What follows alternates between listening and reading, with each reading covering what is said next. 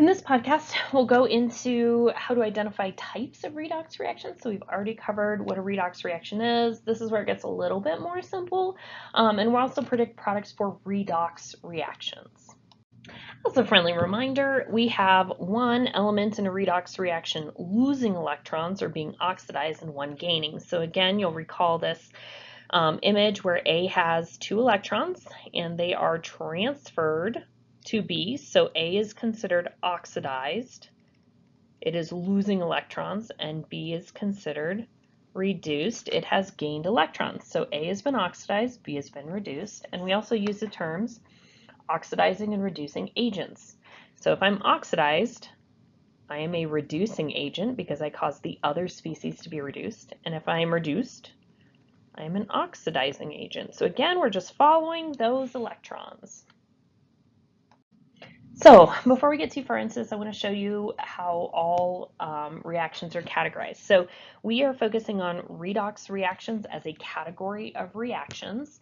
So we'll go over these 4 types of reactions, but metathesis are the other types of reactions. So that'll be a later podcast. So right now we're just going to focus on combination or synthesis, decomposition, single replacement or displacement, and combustion.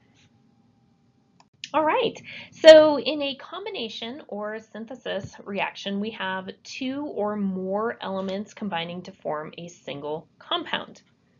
Okay, so I'm going to start writing a cheat sheet up here. I highly recommend that you write this down as you go because it makes identifying these really easy at first.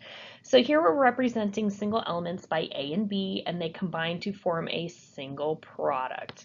So this is something that is unique to the combination or synthesis types of reactions. So they're pretty easy to identify because of that. So here we have element A and element B forming a bond. We can think of element A as a metal and element B as a non-metal, and they are forming the ionic compound AB. Okay, and they're doing this through a transfer of electrons. Your metal will lose electrons. Your nonmetal is going to gain electrons. So this is happening through a redox reaction. Our next type of reaction is a decomposition reaction, and it does exactly what it sounds like. It decomposes. So we're going to start with a single compound, and it will split into 2 or more species. So these could be 2 elements. It could be an element in a simple compound, 2 simple compounds. Kind of just depends on what you're dealing with. So here we have an example that was used previously with mercury 2 oxide. And I'm going to show you my cheat sheet real quick before we actually get into that example. I apologize. So we have a single compound forming 2 products. Again, starting with a single compound is your dead giveaway that it's a decomposition, because what else can happen? It can only split apart. So here's an example of what is happening. We have our mercury oxide, and it is splitting into mercury metal and oxygen gas. So here's our single element, and it is becoming, or I'm sorry, a single compound that's becoming 2 single elements. And it's doing this through the transfer of electrons. So both of these are starting out charged. Hg has a positive 2 charge, oxygen has a minus 2 charge, and they're both becoming neutral. And they do that through a transfer. Oxygen will transfer its 2 additional electrons, making it neutral, to mercury. Positive 2 plus those 2 negative electrons makes it neutral as well. Okay, our next type of reaction is called a single replacement or a single displacement or a single substitution. I prefer single replacement. I like abbreviating that with SR. So we have one element that is swapping or replacing another in a compound. So here's our single element, here's our compound. Okay, we're going to see our cations swap places. So here is our example. There's zinc, here's hydrogen. Now notice that these have charges already because they're in a compound, they're in an ionic compound, and the electrons have already been transferred. So what happens is my 2 positive charges, or my 2 metals, if you will, and I know hydrogen's like the worst example of this, but we'll say it's a metal. These 2 cations, or what have the potential to be cations, are going to swap places. So now hydrogen is going to be by itself, and zinc will be with chlorine. And to be with chlorine, it has to give up 2 of its electrons. Oops, we need another chlorine molecule in here. That's not even. 2 -1 charges. Okay, so in this case, we see your 2 cations, your 2 metals swapping places. So one was by itself.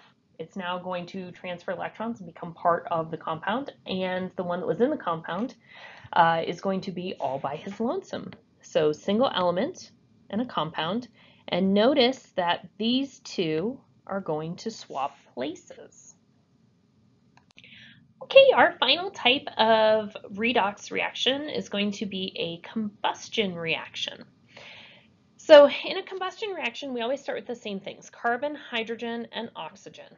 Okay, so any combination of that is going to start off on the reactant side, and it always produces the same thing, carbon dioxide, CO2, water, and energy. So this heat just represents that energy that's released. So this is where the redox reactions get a little bit tricky in our intro to general chemistry, because here we are talking about the gain or loss of oxygen. And remember, we talked about electron transfer specifically. I said, don't worry about this. Well, this is another example of where you would need to just trust me on this, and we'll get to it next semester. But we're going to have a gain of oxygen by some of these elements. So we start off with our hydrocarbon. So a certain number of carbons, hydrogens, burning in the presence of oxygen. Now, it doesn't matter how many carbons and hydrogens you have, as long as your octets are full. We'll talk about that next semester. But they always form the same products. They're always going to form a certain amount of CO2 and H2O. And once we balance that equation, we'll find out how many carbon dioxides and how many waters are formed. So the tricky part of this is that this redox reaction looks a lot like a single replacement, because you have a single element and you have a compound. So every time you think you might have a single replacement, you might want to ask yourself, is this only carbons and hydrogens and oxygens? If so, it's not a single replacement, it's a combustion reaction. All right, so again, to reiterate, we have covered these 4 types of redox reactions. So remember that redox is the transfer of electrons, or we can think about it as the gain or loss of oxygen. Okay, and this part is important for combustion, but it really comes up more in organic chemistry next semester. In future podcasts, we'll worry about metathesis reactions, but that's not your worry right now. Okay, so we've learned about redox reactions. We've learned about the types of reactions. We can actually use the classification of your reactants to predict products. And we do this based on determining whether the reaction is a single replacement, a combination, a decomposition, or a combustion. Here are the steps you're going to want to know. These are the steps I would have out in front of me until I have them memorized and I don't have to reference them anymore. So we will start off by reading this, and then we're going to write out neutral formulas for each reactant. Okay, so solid sodium reacts with aqueous aluminum carbonate. So whenever you see solid sodium, they're really just emphasizing that sodium is not with anything else. It's all by itself. Reacts with means plus. And aqueous tells us the state of matter, which we care about. Solid's a state of matter too. I mean, we can add that in if we want to, but that's not really your concern right now. We'll deal with that later. Aluminum carbonate. So I know this is aluminum with a 3+ charge, and carbonate's a polyatomic ion with a 2- charge. So I'm going to drop and swap those. So Al2CO3, and I'll need parentheses to have a 3 on the other side. And it's really important to check your charges, because we're going to be swapping elements around, and you want to make sure that you started with a neutral compound each time so that you get the correct subscript. You start off with the correct charges. All right, so this looks to me like a single element and a compound. I'm sorry, we said that was aqueous. I also said it didn't matter though. Okay, so we start off with a single element and a compound. This to me looks like a single replacement reaction, where I take those cations or those metals and I swap places. But I want to ask myself first, because I don't want to be fooled, is this carbon, hydrogen, and oxygen only? Because if so, it's a combustion. Nope, it's not carbon, hydrogen, oxygen only, so it's not a combustion. So what I'm going to focus on now is I'm going to swap these two cations. So aluminum is now going to be by itself, so it's now neutral. And sodium, and I'm going to put my charges on here, is now with carbonate.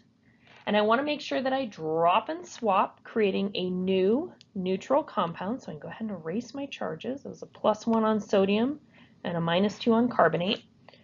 Okay. So, oh my gosh, I skipped all these steps without even identifying I was doing these steps. So I wrote out my neutral formulas. I already said it was a single replacement. I predicted products based off rules. I wrote neutral compounds. The last step is my favorite. We are going to balance. 1 sodium here, 2 over here. Oops, we'll put a 2 here. 2 aluminums, 2 aluminums. Now I can count carbonate as a whole as long as it stays as a CO3 on both sides, which it does. So here I have 3 carbonates, and here I have 1. So I'm going to put a 3 in front. However, that fixes my carbonate issue, but it creates a whole new issue for sodium. Now I have 6 sodiums. So I'm going to go back, and I would erase this for you, but I don't know if you'll be able to see it once I erase it. And I'm going to replace that 2 with a 6. So that now I have a balanced reaction.